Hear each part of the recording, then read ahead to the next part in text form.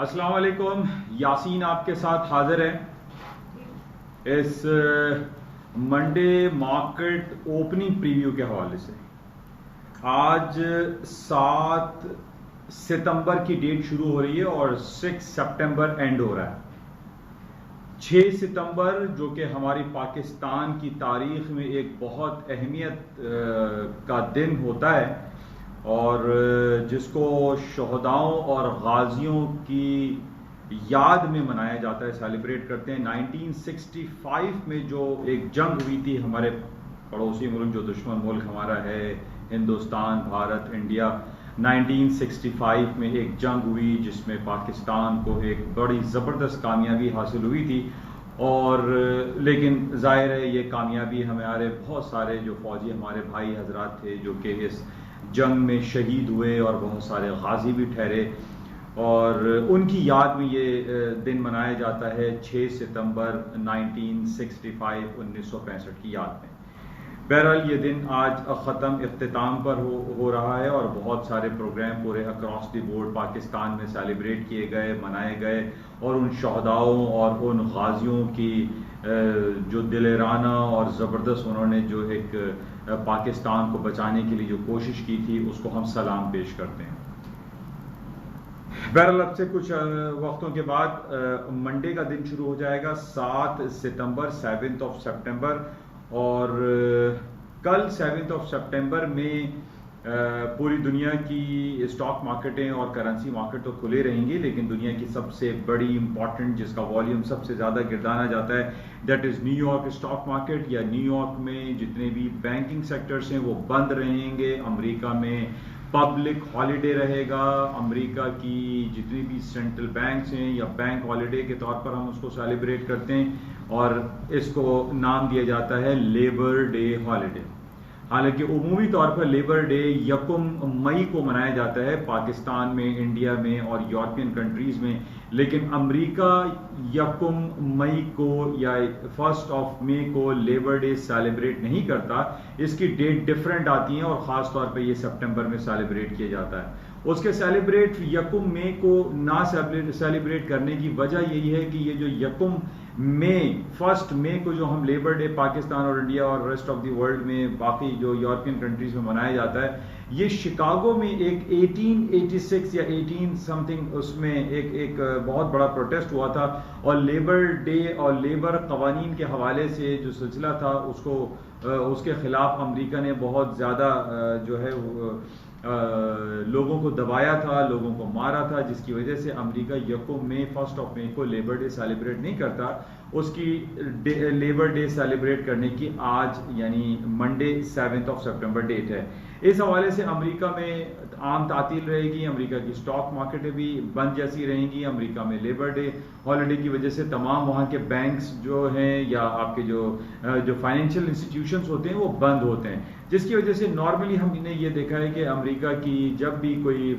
Banking sector या financial market बंद होती है तो अमेरिका की स्टॉक मार्केट में यानी खासतौर पे S&P, डाउ जोन्स, नैस्डैक जो कि 3 इंपॉर्टेंट अमेरिकन स्टॉक इंडेक्स हैं, उनमें वॉल्यूम निस्बतन कम रहता है, बल्कि बहुत ज़्यादा कम रहता है और मार्केट में कोई ख़ास तेज़ी या मंदी की सिचुएशन क्रिएट नहीं होती। तो कल बहरहाल अमेरिका में आम तातील है, छुट्टी रहेगी लेबर डे हॉलीडे की वजह से, मार्केट में वॉल्यूम कम रहेगा। लेकिन कंटिन्यूएशन में हम ये देख रहे हैं कि जो फ्राइडे को हालात व वाक़यात रहे अमेरिका की स्टॉक मार्केट है, जो कि डेली बेसिस पे मैं पिछले 6 महीने बल्कि 4 साल से आपसे ये कहता चला आ रहा हूँ कि अमेरिका की स्टॉक मार्केट है तारीख की बुलंद तरीन सतहों को छूती चली जा रही हैं और रोज़ाना की बुनियाद पर एक नया बाब रकम कर रही हैं। लेकिन जुमे को हमने ये देखा कि अमेरिका की जितनी भी स्ट्रीमलाइन इंडेक्स हैं उनमें एक शदीद मंदी का रुझान हमने देखा, और उसकी मंदी आने की वजह जो बताई जा रही थी उसमें अमेरिका की जो हाई टेक कंपनीज हैं जिसमें एप्पल है, अमेजॉन है,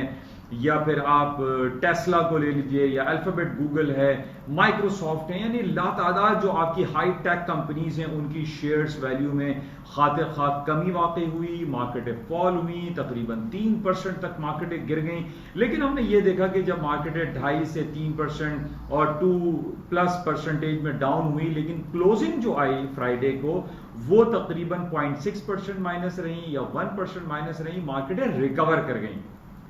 अच्छा, मैं बहुत अरसे से आपसे यही कहता चला आ रहा हूं कि अमेरिका की स्टॉक मार्केटों को गिरने के लिए एक बहुत बड़ी एक खबर हमें चाहिए, नेगेटिव खबर के जनाब, जिस बेसिस पे हम ये कह सकें कि जनाब अब बस बहुत हो गया और अमेरिका की स्टॉक मार्केटें जो पिछले 4 सालों से तारीख की नई बुलंदियों को रोजाना की बुनियाद पर छूती चली जा रही थी, मां सिवाय ये जो 6 महीने हमारे पास कोरोना वायरस के हवाले से गुजरे हैं, इसके अंदर थोड़ा सा मार्केट में रिलक्टेंसी आई, मार्केट थोड़ी सी डाउन हुई, 20-30% डाउन हुई। लेकिन ये जो फ्राइडे को हमने ये मार्केट के गिरने की जो वजूहात हम ढूंढते रहे कि जनाब ऐसी कौन सी बात हो गई कि अमेरिका की स्ट्रीमलाइन इंडेक्स जो है वो 3% तक डाउन हो गई। हालांकि पिछले हफ्ते हमारे पास सबसे ज्यादा खबर ये रही कि एप्पल आईफोन जो सबसे ज्यादा उसका एक प्रोडक्ट है, एप्पल ने 75 आईफोन जो कि 5G टेक्नोलॉजी के साथ बनाने का इंडिकेशन दी है कि अक्टूबर और नवंबर में उनकी प्रोडक्शन स्टार्ट हो जाएगी। फिर हमारे पास एक प्लस खबर थी पिछले हफ्ते की, जनाब Amazon.com जो कि दुनिया की सबसे बड़ी डिलीवरी जो पार्सल सर्विसेज कंसिडर की जाती है, उसको ड्रोन डिलीवरी के हवाले से परमिट ऑर्डर मिल गया। तो ये बड़ी अच्छी पॉजिटिव खबर थी। फिर रोल्स रॉयस की खबर ये थी कि $3,11,000 की रोल्स रॉयस के ऑर्डर बहुत ज्यादा मिल रहे हैं और इसमें यह कहा जा रहा था कि अब कोरोना वायरस के बेसिस पे जो एक स्लम्प आया था पिछले 6 महीनों पहले, वो स्लम्प खत्म होता हुआ दिखाई दे रहा है और अब रोल्स रॉयस के ऑर्डर्स ज्यादा से ज्यादा मिल रहे हैं, जो कि एक इंडिकेटर है कि स्टॉक मार्केटों में तेजी का रुझान है। और इसके अलावा अमेरिका के परचेजिंग मैनेजर इंडेक्स पूरी दुनिया के जबरदस्त आए पिछले हफ्ते में और फ्राइडे को हमने ये देखा कि स्टॉक मार्केट गिरना शुरू हो गई। अब हर खबर में यही लिखा हुआ है कि जनाब टेक्निकल जो तकनीकी एतबार से हम टेक्निकलिटीज को जो मलूज़े खातिर रखते हुए बातें करते हैं कि जनाब ओवरबॉट टेरिटरी थी, मार्केट 80 RSI पे चल रही थी, मूविंग एवरेजेस हायर साइड पे थे, तो इन बेसिस पे हमने ये देखा था ऑन टेक्निकल बेस पे एज फार एज टेक्निकल जो स्टडीज हैं वो कंसर्न है, उस बेसिस पे हमने देखा कि स्टॉक मार्केटों में एक बहुत ज्यादा शदीद मंदी आई। लेकिन बात यही कि दोबारा मार्केटें फिर वापस ऊपर की तरफ चली गई थी, यानी 3% मार्केटें डाउन होने के बाद 2% रिकवर हो गई थी। तो अभी भी आई पर्सनली डोंट फील कि स्टॉक मार्केट में बहुत ज्यादा एक फॉल आएगा या मार्केटें गिर रही हैं। सिर्फ हम ये कह सकते हैं कि जो एक कंपाइल होती जा रही है ना खबरें, यानी अमेरिका ने बहुत ज्यादा बातें करनी शुरू कर दी थी कि जनाब टिकटॉक पे पाबंदी लगा देंगे, जो चाइना की सबसे बड़ी बाइट डांस की जो एक प्रोडक्ट है टिकटॉक, जो कि एक स्मॉल वीडियो क्लिप जो क्रिएट की जाती है। इसके अलावा वी चैट के हवाले से बातें हो रही थी कि जनाब वी चैट को बैन कर दिया जाएगा और 45 डेज का टाइम दिया है ट्रंप साहब ने कि जनाब इसको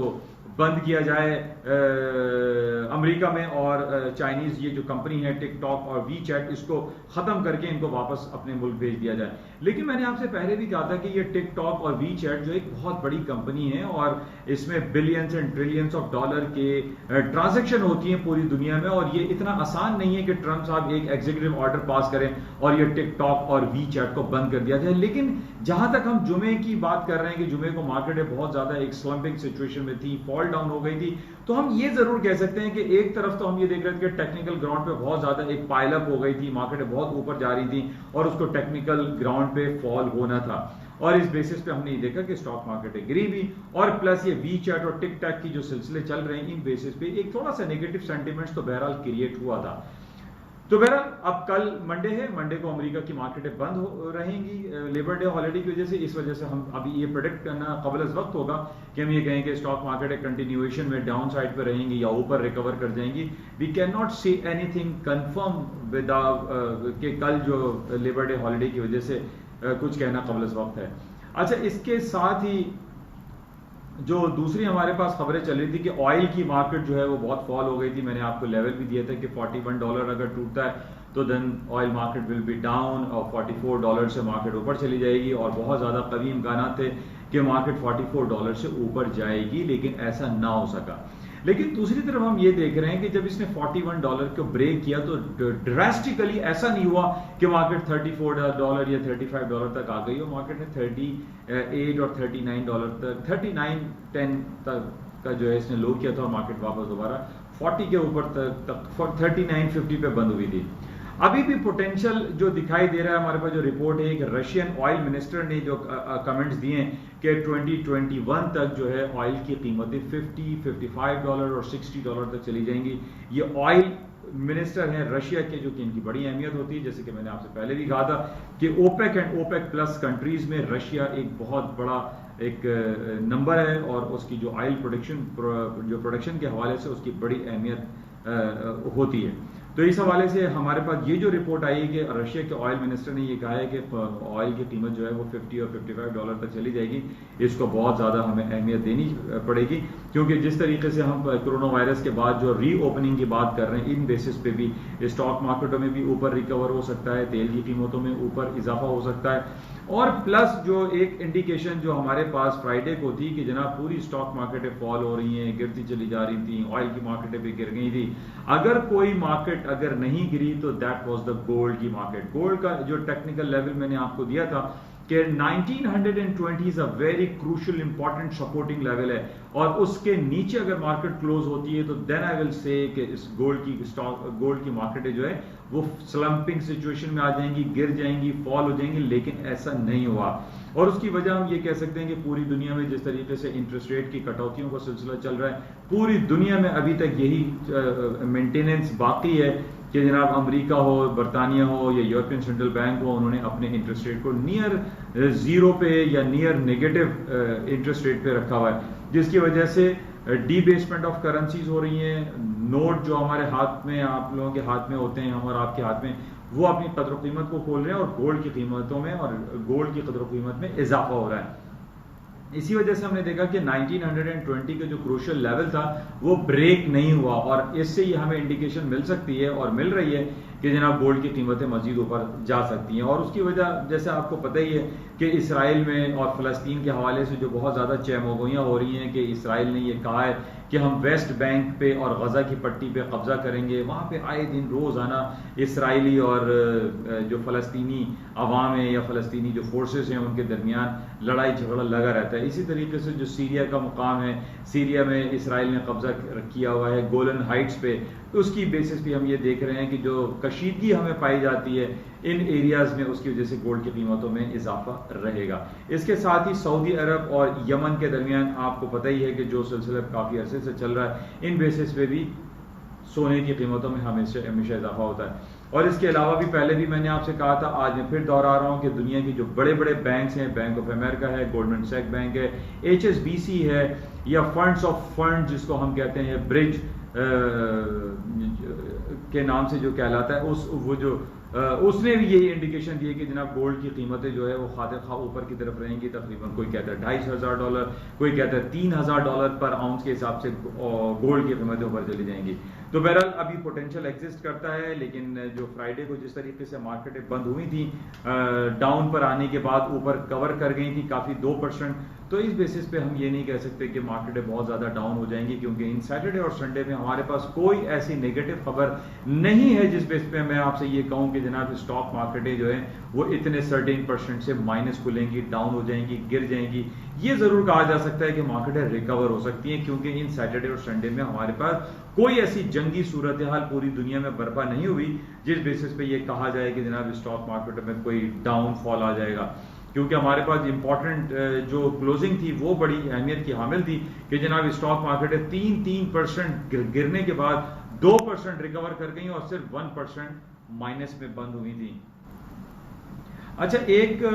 थोड़ा सा लिंगर ऑन हो जाएगा स्टॉक मार्केट के लिए। बहुत दिनों से आपसे मैं जिक्र कर रहा हूं कि America billions and trillions of dollar के स्टिमुलस पैकेजेस के अनाउंसमेंट के लिए लगा हुआ है, लेकिन अमेरिका की कांग्रेस और उनकी जो हुकूमत है, हस्ब इख्तलाफ और जो हुकूमत है उनके दरमियान कुछ ठनी हुई है। आज की खबर यह है कि जो वहाँ के अमेरिका के ट्रेजरी सेक्रेटरी हैं मिस्टर मनूचिन, उन्होंने ये कहा है कि ये स्टिमुलस पैकेज जो बिलियंस ऑफ डॉलर का है वो तकरीबन दिसंबर के एंड में जाकर उसको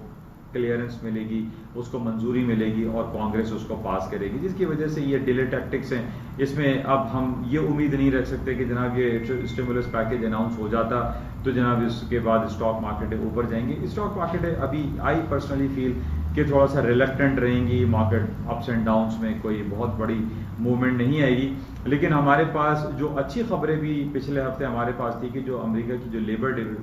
लेबर मार्केट के हवाले से जो रिपोर्ट आती है, अनएम्प्लॉयमेंट रेट कम हुआ है। अमेरिका की रिपोर्ट अच्छी आ रही है। मैंने आपसे पहले भी ये कहा था कि पीएमआई की रिपोर्ट हो, जीडीपी की रिपोर्ट हो या उनकी जॉब की रिपोर्ट हो, वो प्लस में आ रही है, बेहतरीन आ रही है। तो इन बेसिस पे हम ये नहीं कह सकते कि स्टॉक मार्केटों में अभी भी बहुत ज्यादा स्लम्पिंग सिचुएशन रहेगी। बहरहाल टेक्निकलिटीज को हम मलूज़े खातिर रखते हुए ये जरूर कह सकते हैं कि मार्केट में थोड़ा सा डाउनफॉल रहेगा और हो सकता है कि जो फ्राइडे की कंटिन्यूएशन रही मार्केट के गिरने की वो मेंटेन रहे। लेकिन as far as the news concern कोई ऐसी नेगेटिव खबर हमारे पास नहीं अवेलेबल है जिन बेसिस पे मैं आपको ऑन फंडामेंटल ग्राउंड ये कहूं कि जनाब स्टॉक मार्केट गिर जाएंगी। ऑन टेक्निकल बेसिस पे तो ये जरूर कहा जा सकता है कि स्टॉक मार्केट के गिरने में अभी बहुत ज्यादा पोटेंशियल मौजूद है, मार्केटें बहुत गिर सकती हैं ऑन टेक्निकल ग्राउंड, लेकिन ऑन द फंडामेंटल साइड हमारे पास कोई नेगेटिव खबर नहीं है। तो बहरहाल अभी से 1 से 2 घंटे के बाद मार्केटें खुल जाएंगी, इंशाल्लाह राब्ते में रहेंगे। सुबह की मॉर्निंग ब्रीफिंग में आपसे दोबारा हाजिरी होगी और उसमें हम देखते हैं कि मार्केट में क्या सूरत हाल रहती है। लेकिन सबसे इंपॉर्टेंट ये है कि बरोज पीर कल टुमारो मंडे अमेरिका में बैंक हॉलीडे है, मार्केटें बंद रहेंगी, इस वजह से मार्केट में वॉल्यूम कम रहेगा। जाते हुए आपसे गुजारिश, इस यूट्यूब चैनल को लाइक करें, सब्सक्राइब करें, शेयर करें। इंशाल्लाह सुबह की मॉर्निंग ब्रीफिंग में आपसे मिलते हैं। खुदा हाफिज।